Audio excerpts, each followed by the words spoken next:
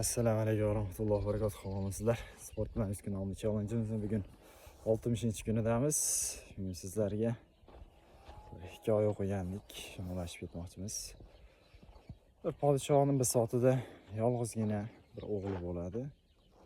Lekin unga na bir saltanatni, na bir shohlikni yoki oddiy bir ishlarda buyursa ham eplab qila olmaydigan bir no'noq bo'ladi. Podshoh o'ylanib, bunga qanday bir kasb hunarga bersam ekan deb o'yga cho'madi. Shunda uni fikriga folbinlikka bersamikin degan o'y keladi. Hamda saroydagi eng katta folbin ustozlarning oldiga borib bu fikrni aytadi. Ustozlar rozi bo'lishadi.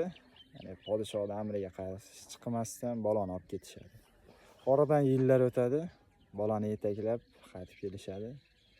Hamda tiz cho'kishib aytadiki, podshohim deydi, bolangizga, shahzodaga barcha sir-asrorlarni o'rgatdik. Bizga nima ma'lum bo'lsa, unga hammasi ayon deydi. Yaxshi deydi, podshoh o'g'ilni sinash maqsadida qo'liga uzugini bekitadi-da aytadi. Aytchi deydi, qo'limda nima bor desa, o'g'li qumga nimalarni chizib, rom kitobini ochib olib o'tiradi. Keyin aytadi. Ko'z yumaloq deydi, o'rtasi teshik, nimadir bor deydi. Podshoh xursand bo'lib, barakalla deydi.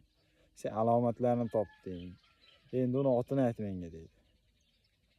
O'g'li o'ylanib turib javob beradi. Tegirmon toshi deydi. Shoh faryod chekib ketadi. Deydi, bilim kuchi bilan alomatlarini aytding-u, lekin inson qo'liga kaftiga bir tegirmon tosh sig'masligiga farosating yetmadimi degan ekan. Ya'ni bilim kuchi bilan shuncha narsani oldi, ammo o'zidan haqiqatdan u narsa berilmagani uchun, ya'ni farosat degan narsa berilmagani uchun fahmlay olmay shu narsani aytgan ekan. Shuni ulashib berdi ekanimiz. Assalomu alaykum va rahmatullohi.